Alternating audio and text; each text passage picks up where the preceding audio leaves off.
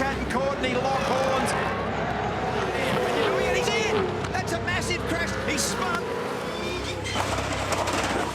2017, which was a terrible year for us before I did the partnership and before I made the management changes, we had 2 podiums and 8 top 10s, which is shocking. It's embarrassing.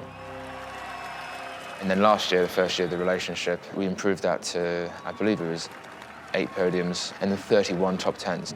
That was a good improvement. Now, the big challenge is how do we step up, that next level.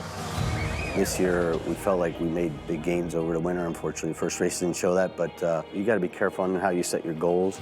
And the goals were to improve definitely on the year before and, get a win at least, which we were able to do, and top 10s, things like that, move up in the championship.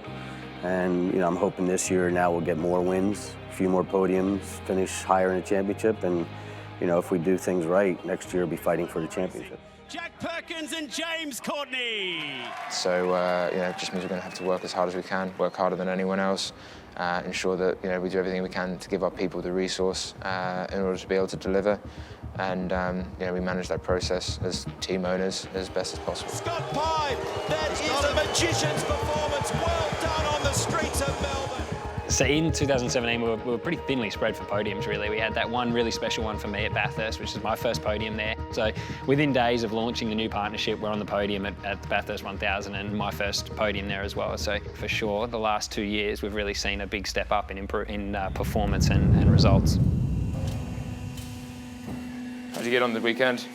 Yeah, it was good. It was, it's a good opportunity having all of you guys there for the first time, but I think that obviously qualifying still for us the biggest thing to improve on.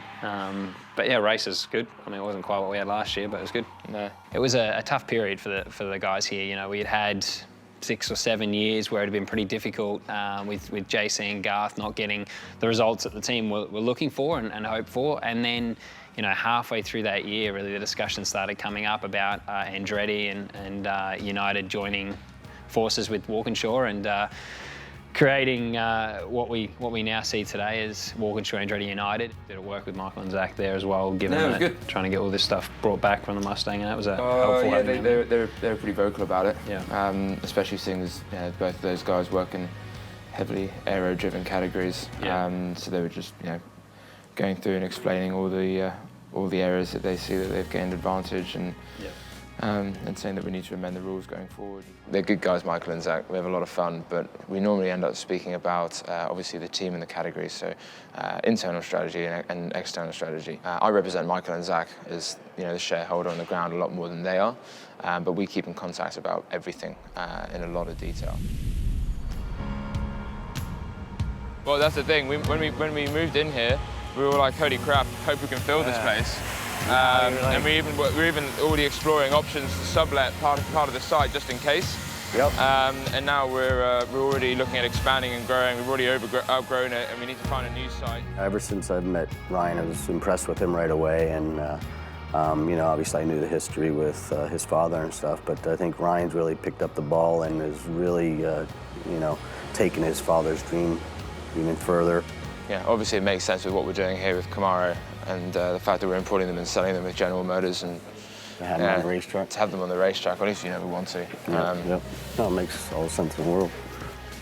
Yeah, it's just we need to make sure that if we do it, we're honest to the original product, right? And make sure Absolutely. that we're not going to have to bastardize the body shape just to make it fit the roll, the roll cage like it is.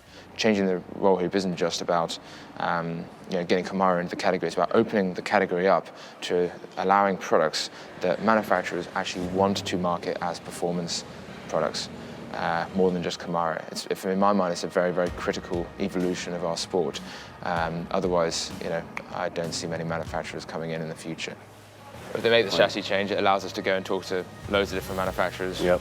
There's not many manufacturers that want to go racing with four-door sedans anymore. I think that's maybe one of the things that is holding this back, the Supercars back, is that. And I think they realize it, and I think they're really exploring it, and hopefully they do change that, and because it's always great to have more manufacturers in the series.